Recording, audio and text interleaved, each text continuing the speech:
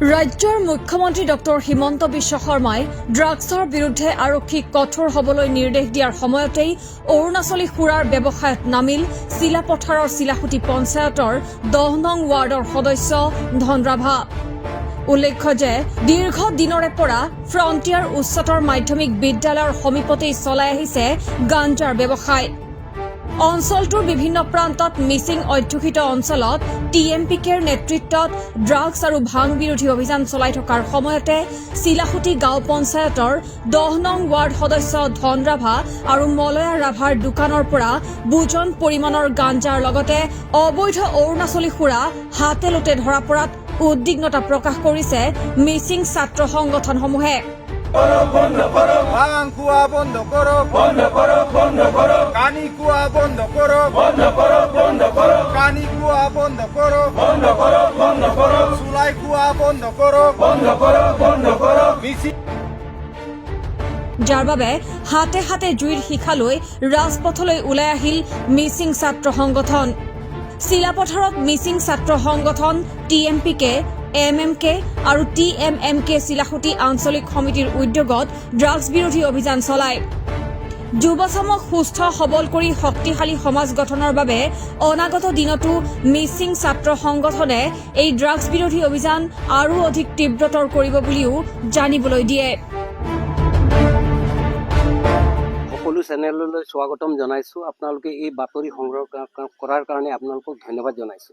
আজি অসম জুৰি আমাৰ কেন্দ্ৰীয় সমিতি TMPK, MMK, TMMKৰ আলোচনা মৰ্মে আমি আঞ্চলিকবোৰত যে এই ভাং কানি ড্ৰাগছ এইবোৰ নিৰ্মূলৰ কাৰণে সকলো সংগঠনৰ বিষয়ববীয়া সংগঠন ৰাইজ সকলোৱে মিলি সজাগতা আনিব লাগিব আৰু গাঁওসমূহত আমি এই বিষয়টো ৰাইজক কৈ যে আমি ভাং কানি ড্ৰাগছ চুলাই মদ সেইবোৰ বিক্ৰী কৰা বন্ধ কৰিব লাগিব, খোৱা বন্ধ কৰিব লাগিব আৰু সৰু ল'ৰা ছোৱালীবিলাকৰ ভৱিষ্যত আমি সম্পদ হিচাপে গঢ় দিবৰ কাৰণে যদি এইবোৰ যদি মাৰাত্মক নিচাজাতীয় সেই বস্তুবোৰ যদি সেৱন বন্ধ নকৰোঁ তেতিয়াহ'লে আমাৰ উঠি অহা প্ৰজন্মই শেষলৈ গৈ আছে, শেষ হ'বৰ কাৰণে। গতিকে আমি আজি চিলাকুটি আঞ্চলিক সমিতি TMPK, MMK, TMMK দ্বিতীয় দিনা আমি কাৰ্যসূচী আকৌ গ্ৰহণ কৰিছোঁ। আমি কেইবাদিন আগতে এই কাৰ্যসূচী গ্ৰহণ কৰিছোঁ 10খন গাঁৱত। আজি আকৌ আমি চিলাচুটি, বমজে, সোণাপুৰ, আৰচিললাত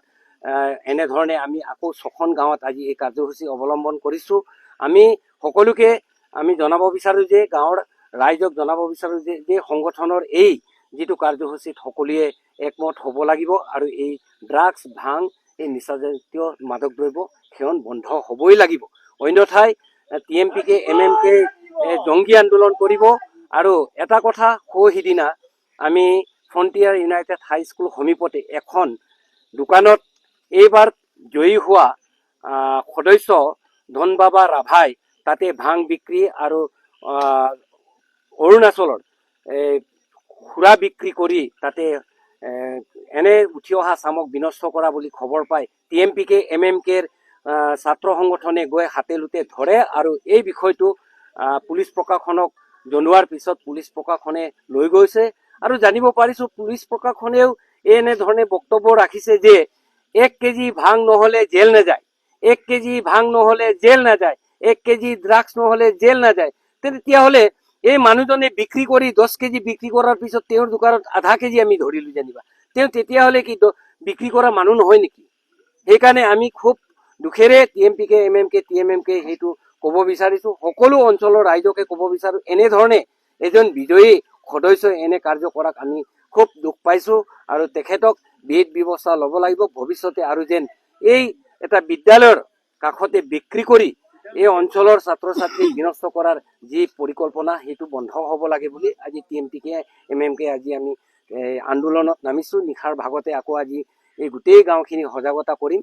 গতিকে আমি ভাবোঁ আমাৰ এই আহ্বানক আমাৰ সকলো ৰাইজে একমত হ'ব বুলি ভাবিছো। গতিকে ইয়াকে কৈ আপোনালোকৰ চেনেলত আচলতে TMPKৰ লক্ষ্য উদ্দেশ্য হ'ল এখন সুস্থ সমাজ গঢ়ি তোলা।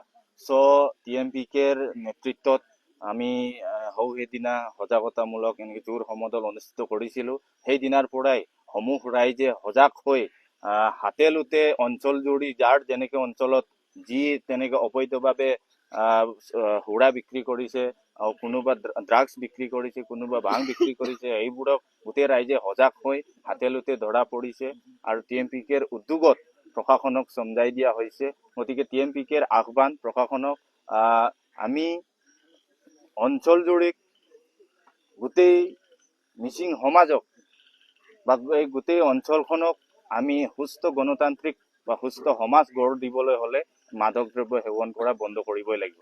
গতিকে পূৰ্ণ সহযোগ দিবলৈ আমাৰ প্ৰশাসনক আহ্বান জনাইছোঁ আৰু এইবোৰ কোনো আইনৰ গণ্ডিত সুৰুঙা ওলাই এইবোৰ যেন বাচি নাযায়। যোনেই নহওক লাগে এই বাং বিক্ৰেতা, ড্ৰাগছ বিক্ৰেতা, চুলাই বিক্ৰেতা এইবোৰ আইনৰ গণ্ডিত যেনেদৰে শাস্তি পাব লাগে সিহঁতক শাস্তি দিবলৈ আমি প্ৰশাসনক আহ্বান জনাইছোঁ। আচলতে কোন আছিল যাক সেইদিনাখন আটক কৰা হৈছিল, হাতীলোতে ধৰা পৰা হৈছিল, কোন আছিল ব্যক্তিজন? এইটো আমাৰ পঞ্চায়ত নিৰ্বাচনৰ এজন জনপ্ৰতিনিধি, ৱাৰ্ড মেম্বাৰ আছিল। তেখেতে আমি অতিকৈ দুখ লগা বিষয়, তেখেতে এখন হায়াৰ ছেকেণ্ডেৰী স্কুলৰ নিচেই কাষতে দোকানটো দি এইবোৰ কৰা অনুচিত বুলি আমি অনুভৱ কৰোঁ। গতিকে এনেকুৱা শিক্ষানুষ্ঠানত, এনেকুৱা পবিত্ৰ মঞ্চৰ ওচৰত এইবোৰ বিক্ৰী কৰা এই বিক্ৰেতাক আমি গৰিহণা দিছোঁ। আমাৰ বাবে এয়া দুৰ্ভাগ্যজনক, অঞ্চলৰ বাবে দুৰ্ভাগ্যজনক, যিহেতু গোটেই অঞ্চলবাসীয়ে এইখন বিদ্যালয়ত ছাত্ৰ ছাত্ৰী পঢ়িবলৈ আমি পঠাওঁ। গতিকে এই বিদ্যালয়ৰ কাষতেই তেনেধৰণৰ কাণ্ড কৰাটো আমি গৰিহণা দিছোঁ। গতিকে প্ৰশাসনেও উচিত ব্যৱস্থা গ্ৰহণ কৰিবলৈ অনুৰোধ জনাইছোঁ। চিলাপথাৰৰ পৰা বৃষ্টি পাংগিঙৰ ৰিপৰ্ট, অসম স্পন্দন।